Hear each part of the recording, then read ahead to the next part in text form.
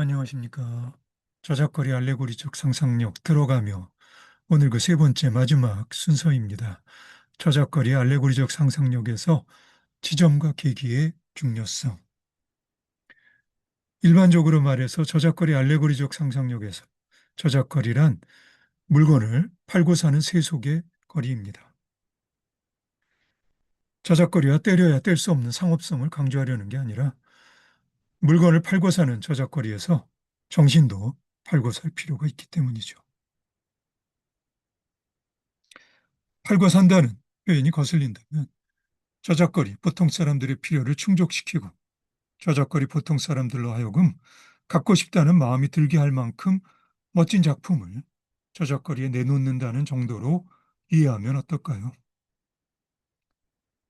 예술가가 걱정 없이 먹고 살 수 있을 정도로 돈이 많으면 공짜로도 가능하겠지만 중요한 것은 저작거리에 팔려고 내놓는 것이 물건이 아니라 정신이라는 것. 그것이 지금 아, 여기에 이런 맥락에서 중요한 것입니다. 정신적으로 이미 풍요로운 사람들이 모이는 저작거리가 아니라 삶의 주된 관심이 물질적일 수밖에 없는 사람들이 모이는 곳에서 예술가가 벌리는 판이 내가 저작거리로 말하고자 하는 주된 의미입니다. 어떻게 하면 예술가의 정신에 저작거리 사람들이 매력을 느끼고 멈춰설 수 있게 할 수 있을까요? 물론 광화문 광장 같이 한꺼번에 많은 사람들이 모이는 판도 좋겠지만 동네의 작은 역앞 광장도 좋겠죠. 온 세상의 작은 역앞 광장들을 떠올려 보십시오. 두말할 필요도 없이 물리적 공간만이 아니라 매체적 공간까지도 판에 포함시킬 수 있을 겁니다. 실제로 내가 지금 저작거리 알레고리적 상상력으로 1차적으로 염두에 두고 있는 판이 영화입니다. 경험적으로 영화의 소통성은 저작거리의 영화를 특징 짓는 상투성에 큰 덕을 봅니다. 대체로 저작거리를 지배하는 뻔한 회로의 인식적 작용에 길들여짐을 통해서 알레고리적 상상력의 작용은 그 수준이 어떻든 일단 소통성의 차원에서 비교적 손쉬운 발디딤대를 확보합니다. 이것이 생텍쥐페리 어린 왕자에서 여우가 어린 왕자에게 마음으로 보는 진실에 대한 이야기를 하기 전에 먼저 길들여짐을 이야기하는 까닭이기도 하겠고요. 알레고리적 상상력의 작용에 의한 진실의 소통성에 관해서는 지독한 상투성에서부터 섬세한 파격에 이르기까지 다양한 스펙트럼의 띠를 생각해 볼 수 있습니다. 앞에서 에리 아우얼바흐가 신비적 요소와 감각적인 욕구의 극히 아름다운 융합이라고 표현한 알레고리적 상상력의 작용은 알레고리가 그 정점에서 작용하는 경우라고도 할 수 있을 겁니다. 나는 그 정점을 기꺼이 예술성이라 부릅니다.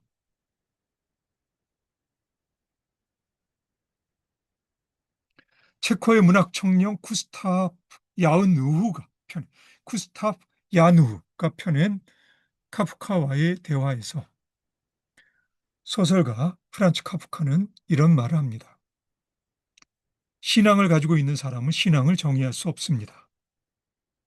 그리고 신앙이 없는 사람의 정의에는 무자비한 그림자가 무겁게 누르고 있습니다. 그러니까 신앙이 있는 사람은 말할 수가 없고 신앙이 없는 사람은 말해서는 안 되는 것입니다. 예언자는 본래 언제나 신앙의 지점에 대해서 말할 뿐이고 신앙만을 이야기하는 일은 절대로 없습니다. 여기에서 카프카와 말하는 지점은 영어로 하면 supporting point, 즉 구조물을 집안 또는 다른 구조물에 연결하는 부분으로 구조물의 외적 안정성을 확보하기 위해 구조물을 받치고 있는 부분입니다. 비슷한 의미에서 등반에서 지점 확보의 중요성을 떠올려도 좋겠고요. 조금만 더 생각해 보면 지점에는 지렛대 원리에서 받침점의 의미도 있습니다. 이와 관련해서는 그리스 철학자 아르키메데스가 했다고 하는 나에게 지점을 다오. 그러면 지구를 움직일 테니 라는 유명한 말도 있습니다. 나에게 지렛대의 받침점은 일상적 인식의 상투적 회로에서 비롯하는 통속적 재미와 감동이 이를테면 진리를 구하는 대안회로를 움직이게 하는 초월적 흥미로 바뀌는 결정적인 지점을 의미합니다. 그러니까 이 받침점은 자극 반응의 수동적인 감정작용이 해석이 개입된 도들새김의 능동적인 감정작용으로 알레고리적 상상력의 차원 이동을 야기하는 지점이라 말할 수 있습니다. 따라서 알레고리적 상상력의 방점을 찍고 작품에 접근할 때 이 지점이란 표현은 나에게 대단히 중요한 의미를 띱니다. 영화의 경우 대체로 적지 않은 자본이 들어가는 산업의 한 부분일 경우가 많고요. 단적으로 말해서 저작거래 흥행에 보탬이 되기 위해서 영화는 일상적 인식의 상투적 회로와 도피주의적 대리 체험이라는 편안함에 근거하는 오락이나 기분 전환에 기댈 필요가 있을 겁니다. 그런데 관객으로 하여금 일상적 인식에 인숙한 회로를 멈춰 세우게 하는 진리는 적어도 당혹스럽거나 아니면 고통스럽기까지 한 작용 아닌가요? 그래서 비유하자면 98%의 상투성에 2%의 진리를 담고 가는 방식의 스토리텔링이 효과적일 겁니다. 내가 알레고리라 부르는 것이 바로 이런 스토리텔링인데 다른 말로 하면 2%의 지점을 내포한 98%의 상투성입니다. 이런 맥락에서 앞으로 내가 소개하려는 작업에서 지점은 진리의 북극성을 띄우고 이야기 표면의 한 큐 아래 깔려 있는 알레고리적 상상력의 작용점입니다.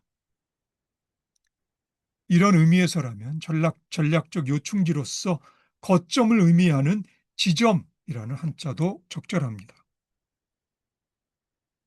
덧붙여 바둑에서 판세 전체를 결정하는 요점으로서 맥점이란 표현도 있죠. 무엇보다도 아직 작품 전체를 관통해서 예술 비평으로서 알레고리적 상상력의 실천적 작업을 위해 지점들의 축적이 필요하다는 현실적 필요에서도 진정성을 내포한 지점들의 확보는 중요합니다. 다른 맥락에서 내가 항상 강조해 온 것처럼 결국 예술성은 진정성이니까요. 예술 비평에서 지점은 관객으로 하여금 진리를 구하게 하는 계기로서 작용합니다. 따라서 비평가가 지점을 손으로 가리킬 수 있으면 좋은데 이런 의미에서 손가락으로 가리켜 보임이란 뜻의 지점이란 한자도 예술 비평에서 지점을 이해하는데 적절한 의미가 있습니다. 역사학자 정광호의 책 난세를 어떻게 살아갈 것인가에 보면 추사 김정희의 글씨에 대한 부분이 있습니다. 인용하면 다음과 같습니다. 추사첩에는 과연 이러한 천면만 만화의 변화가 다 들어있는 것 같기도 하다. 그렇지만 그것이 대관절 무엇 때문에 좋은 것이냐 하는 근거를 좀 더 구체적으로 대라고 한다면 그것은 물론 어려운 일일 수밖에 없다. 그것 참 좋은 것이로다 하고 무릎을 치며 탄식할 밖에 말로써 납득할 수 있는 방도는 좀처럼 있을상 쉽지 않다는 말이다. 네, 나로서도 알레고리적 상상력의 작용 앞에서 정강호의 어려움을 10분 이해할 수 있습니다. 그래도 나는 그 어려움에 도전해 볼 생각입니다.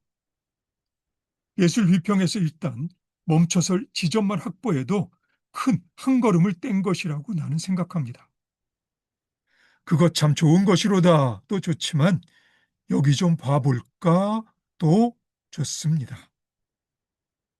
나에게 직관은 일상적 인식의 습관적 회로인 감각의 작용 넘어 보는 것에 귀를 기울이는 자세를 말합니다. 그냥 보는 것이라기보다는 비춰보는 느낌이랄까요. 영국의 시인 워즈워스는 수선화라는 시에서 속눈이란 표현을 씁니다. 노벨 문학상을 수상한 벨기에 극작가 모리스 메테를링크가 이런 말을 한 적이 있습니다. 첫눈에 별로 중요하지 않아 보이는 대사들이 있습니다. 작품의 영혼은 그런 대사들에 머뭅니다. 꼭 필요한 대사들 곁에서 잉여로 느껴지는 대사들, 그 대사들에 주목하십시오. 영혼의 가장 깊은 곳에서 울려나오는 대사들입니다. 예, 나는 이런 자세로 작품에 접근합니다. 산업적 측면에서 예술가들에게 가해지는 압박은 예술가들로 하여금 저작거리의 관객들이 비교적 쉽게 재미와 감동으로 반응할 만한 대사와 몸짓의 공력을 기울이게끔 밀어붙일지도 모릅니다. 하지만 정말 중요한 대사와 몸짓, 진리를 내포한 대사와 몸짓은 여백에서 툭 하고 던져질 수도 있습니다. 지금으로부터 200년도 더 전에 프랑스 사상가 루소는 친구 달랑베르에게 보내는 편지에서 연극이 관객의 영혼을 몰아냅니다. 극장에는 시대를 파괴하는 씨앗이 자라고 있습니다라고 씁니다. 지금이라고 상황이 많이 달라진 것은 아니겠죠. 그러나 속눈을 뜨고 귀를 기울이면 극장에는 새로운 시대를 기대할 만한 씨앗도 숨쉬고 있음을 나는 믿습니다. 비록 비유하자면 98대 2의 열쇠라도 작은 지점들이 진리를 향한 뜻의 계기가 되어 결국 거대한 작용을 일으킬 수도 있는 법이니까요. 아직 단편적인 지점들의 확보에 급급하지만 알레고리적 상상력의 비평은 그 지점들이 계기가 될 진리의 북극성을 띄우고 갑니다. 이것이 알레고리적 상상력과 관련된 실천적 작업에서 지점과 계기라는 표현이 내포하고 있는 의미입니다.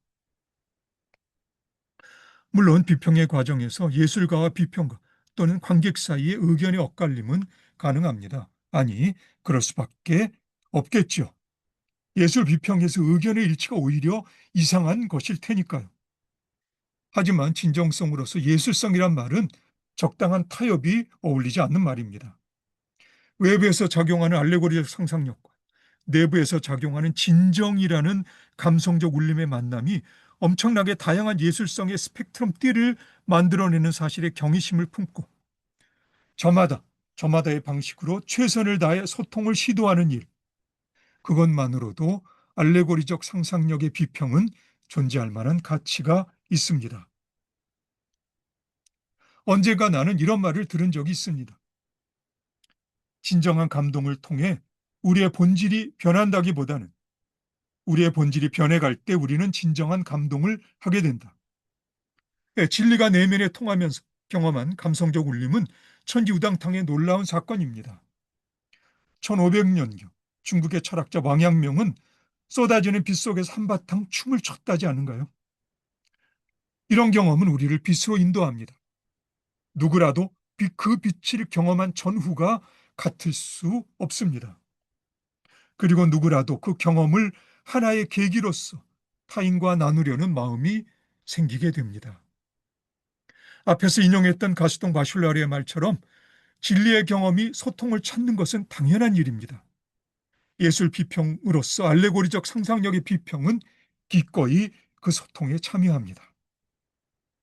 여기에 소개하는 41개의 영화에 대한 비평적 작업들은 무작위로 쓰여져서 연대순으로 배치되어 있습니다. 단지 과속 스캔들에 대한 비평만 지점에 대한 비유적인 한 경우로서 맨 처음에 위치합니다.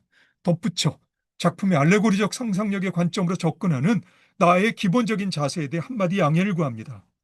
결정적으로 아니라는 확신이 들 때까지 작품과 관련된 모든 일차적인 책임은 긍정적이든 부정적이든 예술가의 것입니다.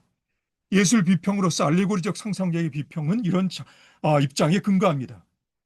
여기에 실린 비평들은 내가 2016년 펴낸 감성 비평, 연기 비평의 지점과 계기에서 가져온 것입니다. 자, 그럼 오늘 여기까지 하고요. 마무리 몇 줄의 문장은 아래 글에 올려드리겠습니다. 오늘 수고 많으셨고요. 다음에 다시 봅시다.